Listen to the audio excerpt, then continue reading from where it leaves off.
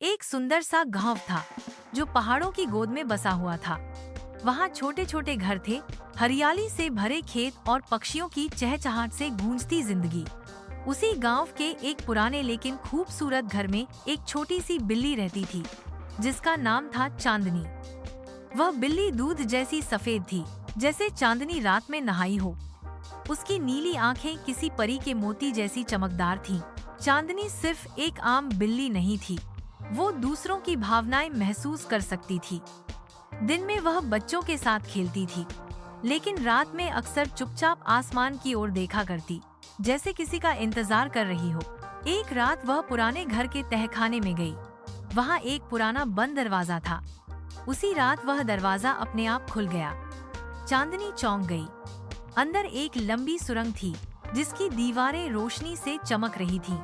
सुरंग के अंत में एक सुनहरा दरवाजा था, जिस पर लिखा था, सिर्फ वही अंदर जा सकता है जो अपने दिल की सच्चाई को पहचानता हो। चांदनी ने हिचकिचाते हुए दरवाजा खोला। अंदर एक जादुई कमरा था। हवा में तारे तैर रहे थे, जमीन पारदर्शी थी और छत पर इंद्रधनुष नाच रहा था। दीवारों पर लगी तस्वीरें हिल रही थीं और किताबें खुद कहानियां सुना रही थीं। सब कुछ मानो किसी सपने का हिस्सा था। तभी एक नरम सी आवाज आई, स्वागत है चांदनी, हम तुम्हारा इंतजार कर रहे थे। यह आवाज एक सुनहरे उल्लू की थी, जो उस कमरे का रक्षक था। उल्लू ने बताया कि गांव में अंधकार फैल रहा है। लोग ईर्ष्या, झूठ और स्वार्थ में डूब रहे हैं। बच्चे अब खेलते नहीं और चेहरों से मुस्कान गायब हो गई है। अगर कुछ न किया गया तो ये जादुई कमरा हमेशा के लिए बंद हो जाएगा। चांदनी ने पूछा, क्या मैं कुछ कर सकती हूँ? उल्लू ने कहा, हाँ, लेकिन तुम्हें 3 परीक्षाओं से गुजरना होगा। पहली परीक्षा में उल्लू ने उसे एक जादुई आईना दिया।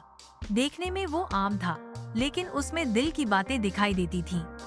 चांदनी गांव में गई और एक बच्चे को रोते हुए देखा। उसने आईना उसके सामने रखा। उसमें बच्चे की अंदर की तकलीफ दिखी। वह स्कूल में अकेलापन महसूस करता था।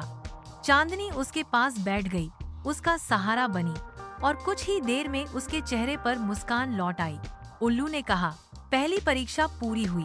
दूसरी परीक्षा में चांदनी को एक झगड़ते हुए भाई बहन के पास भेजा गया। दोनों एक दूसरे पर माँ की चीज चुराने का आरोप लगा रहे थे। चांदनी ने उल्लू की दी हुई घंटी बजाई, जिससे उनके दिल नरम हुए। फिर चांदनी ने बताया कि वह चीज दरअसल उनकी छोटी बहन खेलते खेलते ले गई थी। सच सामने आया, दोनों ने माफी मांगी और गले लग गए।